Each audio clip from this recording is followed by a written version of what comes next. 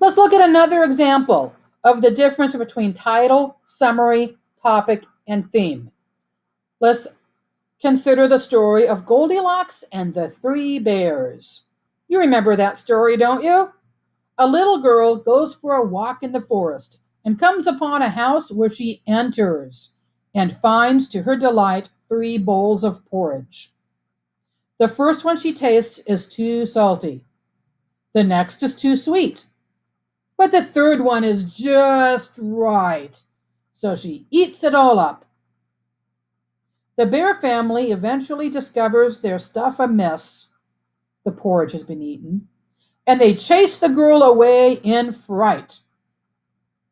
In the oldest versions of this story of Goldilocks, the girl gets violently injured.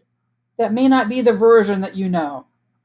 At any rate, what topics are considered in this story?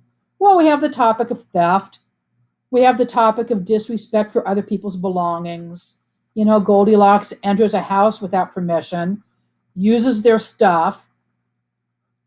And there's also the topic of things being just right.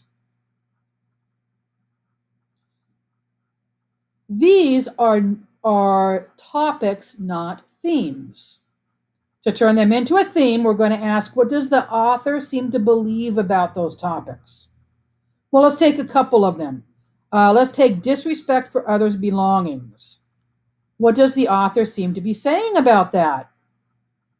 Well, when Goldilocks disrespected the bear family's stuff, the bear family was impacted, right? They were affected by her actions. So maybe the author is saying that our actions impact other people.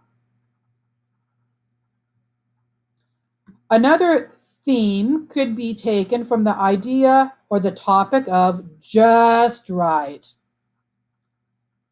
Well, Goldilocks seems to not like things that are extreme. It can't be too hard or too soft.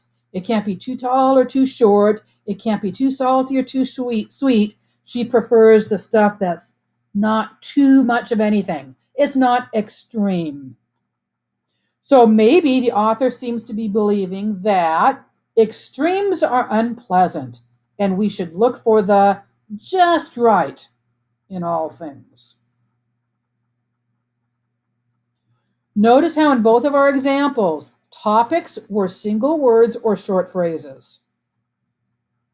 Themes were sentences that tell us what the author seems to believe about the world.